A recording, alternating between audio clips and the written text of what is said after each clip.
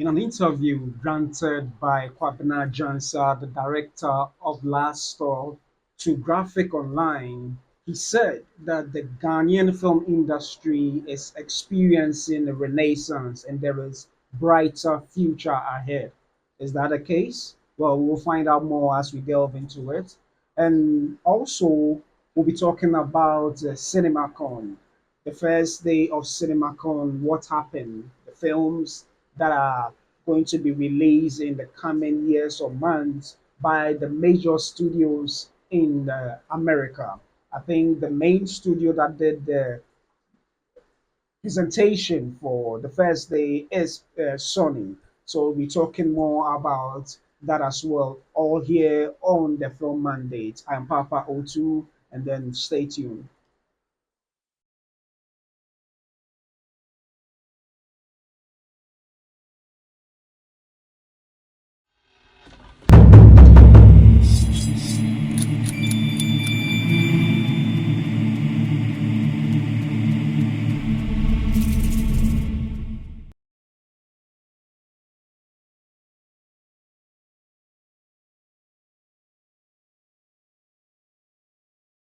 Welcome back to the seventh, no, the eighth episode of the Film Mandate, the eighth episode of the Film Mandate, and I'm happy that you've been with me throughout this journey.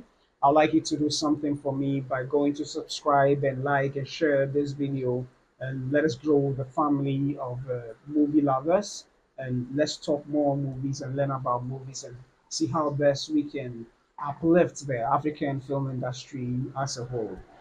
So today, as usual, I have two stories, one from the African front and the other from the international scene. And from the first story that we have today will be is a story published. It's a story published in the businessghana.com who sourced out this very story from Graphic Online. And it is a story about currently Ghana's hottest director, who has a film in the cinema at the moment called Last Stop, starring a cream of stars from Lydia Forson, Ajitia Annan, Clemento Suarez, Foster Romanos. You can name a number of these actors, not forgetting the veteran actor Fred Amobi.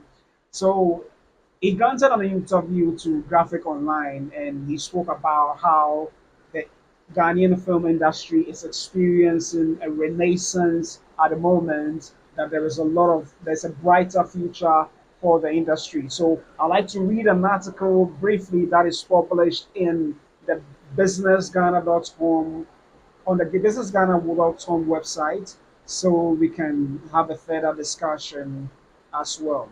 So it reads, Ghana's film industry experiences a renaissance, a bright future ahead. Ghana's film industry is undergoing a significant revival, sparkling optimism and renewed energy across the creative sector. Major investments from DSTV, Aquaba Magic, and the success of standout productions such as One Night Guest, Pawn, and Two of a Kind have laid the foundation for a thriving cinematic landscape. Renowned producer and director of Last Stop, Kwabena Gyansah, is is confident that this momentum will continue into 2026 and beyond. In an interview with Graphic Showbiz, Mr. Gyansah described the current industry transformation as more than a mere resurgence. This new era is not just a revival, it's a complete transformation of our creative landscapes. With increased funding and a good global appetite for authentic storytelling, Ghanaian cinema is poised to shine brighter than ever. He highlighted the unprecedented opportunities emerging for local talent, stressing that Ghana's creative sector had been underestimated for too long. Now we have the backing and the platforms to tell our stories on a global stage, he stated. With Last Stop set to premiere on March 28, 2026, at this very moment it is already premiered, Mr. Gyansah believe, believes that the ongoing resurgence will positively impact every aspect of the creative world, from acting and directing to screenwriting, cinematography, and production design. The success of recent films has validated our potential, and it's exciting to see how this will translate into more roles and better pay for actors, ri- richer narratives for writers, and innovative techniques for technical crew, he explained. He further emphasized that the industry is no longer just about making films, but about building an ecosystem where every creative professional can thrive. Films like Last Stop are setting the tone for a new chapter in Ghanaian cinema. We are now witnessing a movement where art meets commercial viability, and that gives us the freedom to push boundaries and experiment with bold, thought provoking narratives.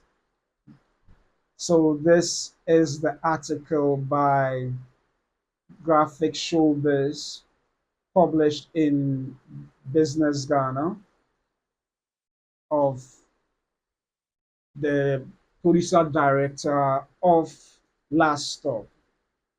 So, currently in cinemas is the movie Last Stop, which has been positively received uh, due to some number of reviews that has come out so far. I must admit, I still haven't had the time to go watch it, but I'll definitely will so that I can come and share my thoughts on them. But as it stands now, the Last Stop is drawing audiences to the cinemas both in Accra and Kumasi. And um, towards the premiering of this movie, Mr. Kwabena Gyansah was interviewed and he brought out some important points with regards to the industry. As I must admit that if you ask different people in this very industry, whether be it crew, technical people, and I mean actors from different aspects in the industry in different parts of the country, there's going to be this debate as to whether even the industry exists or not. And just as I said in previous episodes, from the perspective that you may be operating from, you are likely to have a differing opinion. And for Mr. Kwabena Gyansah, he believes that it's seen a resurgence. And for those who do not know, I just want to share a brief highlight on some of the works Kwabena Gyansah has done so far. If you check his page on IMDb, he's done a couple of movies that is worth talking about. For those who do not know, Mr. Kwabena Gyansah did the movie Azali, which was nominated or pushed to be part of a nomination of the Oscars for foreign language film from Ghana and Africa, and that was a great feat that we celebrated in this country and beyond. So, Kwabena Gyansah, from the perspective he's talking about, he definitely knows his stuff. He's definitely certain that the industry is seeing a resurgence. And granted, yes, comparing some eras of yesteryears in the 90s, 80s, even to the 60s, it seems that the opportunities available to the Ghanaian film industry, I can only speak of the Ghanaian film industry because I know about it a little, it's more than any other era has experienced. Talk about the establishment of the NFA in itself is a plus for the era that we find ourselves in. Also, the fact that in the past 10 to 15 years, there's been a lot of foreign productions done in the country, not just for films or adverts, but in various aspects. You had films, one of the most critically acclaimed films done in the country about quite some time ago. That is The Beast of No Nation, which brought out Abraham Matta. You have a commercial which was shot recently in last year. Yeah, was shot last year. That is Born to Win, the NFL commercial, or of which our own Maroko Kwaji won the Artios Award for the entire world for the commercial section. It's an award given to casting directors for casting a, a perfect or a very good ensemble for a production. And he won in the whole world for the category of commercial. So, yes, when you look at history down the line, this era is more vibrant and positive than it used to be. So yes, it's in as much as it's very positive, it's still not so thorough in terms of the entire industry. And I would yes say that yes, it's there's a resurgence of interest in the Ghanaian films or the African production. So sorry, there's a rain and there's a thunderstorm. So if you hear the sound, please pardon me. So yes, conditions are much better, and it looks like even the governments of the day are taking much interest comparatively to the current crop of presidents. I think apart from Kwame Nkrumah, the current crop of presidents for the Fourth Republic have taken much interest, and even a ministry have been created not just for the film production or film industry, but for the creative industry as a whole. So yes, it's much better than it used to be, and for Kwabena Gyansah to speak about a better hope or a better future, it is something that we all, especially people who love films, Ghanaian films, African films, films in general, should have for the industry, no matter the condition it is in at the moment. So I agree with most of the things he said. Yes, and I would even say 100% because it is hopeful for if you look at DSTV at the moment. DSTV is focusing on producing local content, which previously it's not really done because most TV stations or channels won't do that. But now they are doing that, funding productions to be done on larger scale so that Ghanaians and those who subscribe to those channels can watch them. It, in the past, we had some television stations doing same TV3, if I'm not mistaken, doing Choco Trot or UTV also doing its own. And way before the surgence of a lot of TV stations in Ghana, GTV does sing. As a matter of fact, GTV still does it where they have the Akan drama, the Obres, and the number of shows that exist. They even had By the Fireside. So, yes, the productions now are much better. And now a lot of independent production houses separate from the TV stations or the channel are being brought in to bring creative diversity to the content on screen. So it looks much better. The only challenge which he addressed even in the article is that yes, he admitted the fact that there's been times when there's resurgence in the industry and it looks like it's coming to stay. But then it's not sustainable and it goes down the drain. So if you look down the years, there's been the time where movies were booming from the Kumawood movies to movies made in Accra, and they were all over. There was also the time where Ghanaian production houses also collaborated with Nigerian production houses and they made a lot of movies. We also had the era where the video cassette boom was in and way back. So yes, there's been resurgence of the industry back and forth, and it's nothing new. It's expected in every industry, but just that for our industry, there are times when it seems relatively non-existent, apart from some pockets of productions being done by a couple of filmmakers. So yes, there is hope for the future, and just as I said, if you look at his repertoire of films that he has done in person, I'd like to just share, sorry, his IMDb page. If you look at the number of productions he has done, you would definitely know that he is well aware of what he's talking about.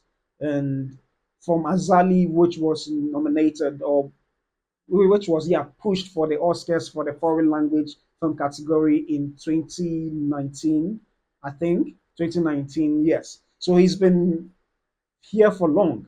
And let's check some of the things he's directed or produced. We're talking about Last Stop, which is currently in the cinemas. We're talking about Amwaniman's Era, which is currently screening on DSTV. And Koto is, I think, still streaming on DSTV or streamed some time back. We also have the movie Bunny, High Currency, which was a TV series he produced himself. Badanakoto and Amwenime's Era was or is on DSTV at the moment. We also have the Osays and then the critically acclaimed movie Azali. Yeah, and he also has three. I mean, for all the movies that you see there or series, he produced them himself, which you can see on the screen. And also, he did a couple of writing for some of the productions. So the current movie in cinemas now, which is Last Stop, he wrote it himself. He did same for the Osses and then Azali. So, and if you watch Azali, the cultural significance or relevance in the story can be seen, and it's same in Last Stop. So it looks like what Shegun Arinze was talking about is being in our local setting. There are some filmmakers pushing in that area to ensure that the values of Ghana's culture is really projected on screen. So yes, so in as much as it may be pockets of successes from certain aspects, he knows what he's talking about, and from the standpoint he's in, I believe that yes, my hope is that he is not just one of a few people who have been able to establish themselves in this industry. My hope is that for different parts of the country, we will have a number of them rising up to do films where they can also bring about such productions, quality productions, to help really establish and ingrain the industry in this ecosystem that we find ourselves in. So just to recap some of the things he spoke about the commercial viability. So this is where it becomes a little challenging because in as much as we are seeing a resurgence of successes all over, the challenge we have is that we are not able to pinpoint whether movies that are produced with certain amounts of budgets, be it for the production itself or for marketing, are recouped in the cinemas or through any other deals or in terms of selling of the rights for territories to be shown or merchandising, etc. So there's no way of gauging how commercially successful these films are. For the TV series that are on Aquaba Magic and other channels or TV stations, the only way you can verify its commercial viability is through the number of subscriptions or the number of viewers. So that we have to have a system to be able to put in place. I'm talking about sustainability. Yes, once we are seeing the future, a bright future, we need to also put certain measures in place to ensure that this resurgence will not be a passing facade will just come and pass by. But something that is established and would keep on going high. So that's what we need to look at. Some metrics by which we can measure how commercially viable are films in the cinemas. So it is it's good where arts meets commercial viability. The prospects seems good, but in reality, is that the case? Do you have any box office results that will prove that the films that we produce are viable? So that is something we need to look at. And also building an ecosystem. Currently, as we see it now, just as I said, the African Film Summit or Cinema Summit, which have been established by the NFA, which in itself came not too just a couple of years ago, it's very good. So it's also helping build the ecosystem. And as much as we have our guilds that may not be as functional as we would want it to be, they still exist within this eco space. You have different companies specializing in different aspects of the industry. You have the Malco casting, and Malco casting, MK casting, also focusing on aspect of production, which is casting alone. And there are several companies or entities within the production chain supply, if I should put it that way. So, yes, there is an ecosystem, but then there's a lot more that needs to be done in these aspects of building a thriving ecosystem, not just an ecosystem, but a thriving ecosystem. And also, yes, there's also increased funding from what Aquaba Magic is doing, and then other investors coming in. And this funding aspect has been throughout the very phases of the resurgence in the industry. Because there was a time when the Kumasi centralized film industry was also receiving such funding for their production and the commercial viability to an extent, especially when DVDs were sold. Yeah, so and there's also a global appetite for authentic storytelling. If we are to take the situation of, let's say, South Africa and Nigeria, especially Nigeria, there came a time where there were a lot of um, funding for productions in Nigeria from Netflix. I think it's still there where we had the Netflix Nigeria. So yes, globally there is a desire for authentic storytelling, and it can be seen even on some of the streamers. So yes, it's that's the case, and also not just a mere resurgence, but a revival and a complete transformation. And for complete transformation to be done, it can't be the pockets of successes by just a few in the industry, but collectively as a whole. Collectively as a whole. So yeah, this article is packed, and I would leave a link in the description below so you can read more about it. Yeah, so this sums up my first story for today's episode. Now, let's proceed to the second story. And just as I covered yesterday, I spoke about how the cinema chains, sorry, in North America are meeting or having a convention of a sort to, and this is an event that is held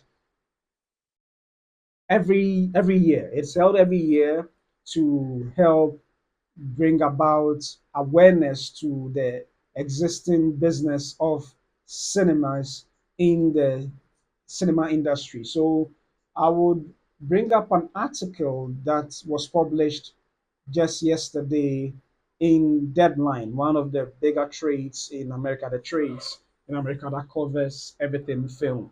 Yeah, so Deadline published this article just yesterday, 1st April, with regards to the 31st or the first event which happened on 31st March of the CinemaCon 2025.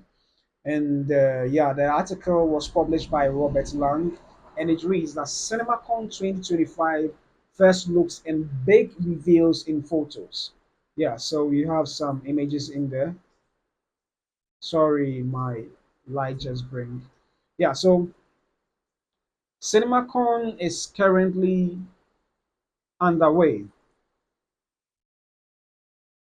Sorry, my camera is off briefly at the moment. Getting it sorted out.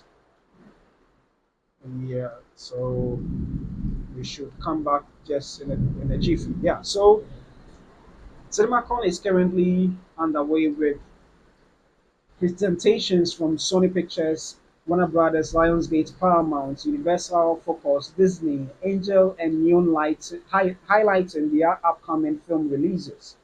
Lionsgate's presentation today kicked off with an excellent look at Ballerina from director Len Wiseman, starring Anna de Armas. Francis Lawrence and Mark Hamill teased the adaptation of Stephen King's The Long Walk, while highlights included the announcement of Sunrise on the Reaping, the next Hunger Games installment. Also revealed was Luca Guadagnino's reimagining of American Psycho, John Wick 5 in development, Jenna Ortega presenting the Hurry Up Tomorrow trailer, and Paul Feig's thriller The Housemaid starring Amanda, Amanda Seyfried, Sydney Sweeney, and Brandon Sklenar. Sony Pictures brought a packed lineup to CinemaCon 2025, starting with updates on 28 years later from directors Danny Boyle, and the sequel's director Nia Da Costa gave an update about 28 years later, The Bone Temple.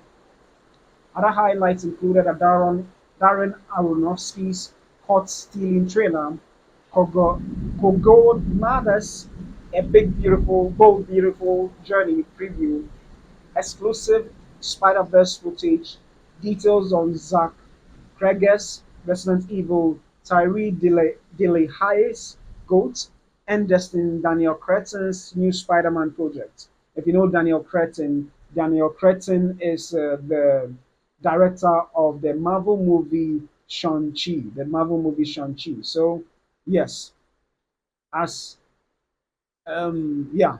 So these are a number of films that are being poured out in their numbers by these major studios to the cinemas that are gathered there, just to ensure them that the products that you have for them to show in their cinemas, sorry, quality productions. That's what we hope for. So let me proceed briefly. The studio also showcased I Know What You Did Last Summer footage, upcoming films like Clara and the Sun, The Breadwinner, Jumanji, and The Legend of Zelda, which is, again, been converted into a movie, been adapted into a movie. The events concluded with the Karate Kid trailer and Sam Mendes' announcement of the Beatles cinematic event. So for those who love the Beatles in music, there's a movie for you. And they're doing something special with the Beatles. The Beatles is receiving uh, it's being made in the Beatles, the story of the Beatles, which is a biopic, is being made into four different movies. And the amazing thing is that they are releasing all these movies at the same time. The question is that won't they be hemorrhaging each other in terms of box office sales? I don't know. Maybe they have a brilliant strategy to ensure that it wins in the cinema. So, yeah, we would have to make do with that. Also, you have since its first step in 2011, which that was when CinemaCon began. CinemaCon has evolved and grown to become the largest and most important gathering for the worldwide motion picture theater industry. So yeah, I think I misinformed. It's actually the worldwide theater theater industry. CinemaCon is truly a global event, attracting attendees from more than 80 countries, and I hope that Ghana is in there. So yeah, there's a lot of presentations that were made, and all these presentations were films, and these are films that those within the space, in particular for movie viewers or movie reviewers like myself and others, are aware of some of them, and some of the movies that are expected are great, you know. So it's something that a lot of fans have been waiting for. Some of the movies have been reshuffled, pushed back, and all that, but all the same, it is good. and these events are necessary for the industry worldwide as a whole. So, yeah, this is just a brief lineup of some of the movies that are coming up. They are quite exciting and they are not done yet. So, in my next episode, I'll bring also a highlight of the second day and then we can talk more about it. We will take our time to highlight on some of the films that expectations of it are high, both in terms of good quality uh, production and also box office wise. So we'll be talking more about these movies soon than expected, and I'm so grateful that you're staying with me. I just have to apologize for the trip in my lighting, and as a result, it looks like I have to end my review earlier than expected. So yeah, I had a little technical hitch. I mean, my power tripped a little, so it's sort of derailed some of the settings on this production. However, we are actually at the end of the production. So this has been the film mandate, and then thank you for joining me for this particular episode. I'll come your way again tomorrow with another episode of the film mandate. I'm Papa O2. See you tomorrow.